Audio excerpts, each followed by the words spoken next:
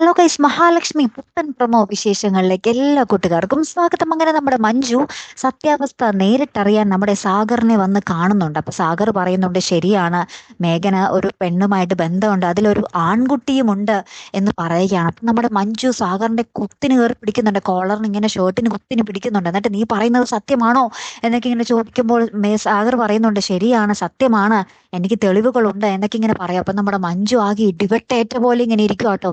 പിന്നീട് നമ്മുടെ വീട്ടില് നമ്മുടെ മേഘനാഥന്റെ വീട്ടിൽ വന്നിട്ട് മേഘനാഥന്റെ ഫോണൊക്കെ ഇങ്ങനെ രഹസ്യമായിട്ട് ഇങ്ങനെ സെർച്ച് ചെയ്യുന്നുണ്ടേ. അതിനുശേഷം നമ്മുടെ മഞ്ജു ആ വീട്ടിൽ കോലാഹലം തന്നെ സൃഷ്ടിക്കുന്നുണ്ട്. മേഘനാഥന്റെ അമ്മയോട് ഇങ്ങനെ കയർത്ത് സംസാരിക്കുന്നുണ്ട്. എന്റെ ഭർത്താവ് വേറൊരു പെണ്ണിന് മനസ്സ് കൊടുത്തെന്ന് പറഞ്ഞാൽ പിന്നെ എനിക്ക് സഹിക്കോ എന്നൊക്കെ പറഞ്ഞ് ഭയങ്കര ഒച്ചപ്പാടെടുക്കുന്നുണ്ട്. അതിന് പിന്നാലെ നമുക്ക് കാണുവാൻ സാധിക്കുന്ന കാഴ്ച എന്താന്ന് വെച്ചാൽ മേഘനാഥൻ ഭയങ്കര ദേഷ്യത്തിൽ മഞ്ജുവിന്റെ അടുത്തേക്ക് വരുന്നുണ്ട്.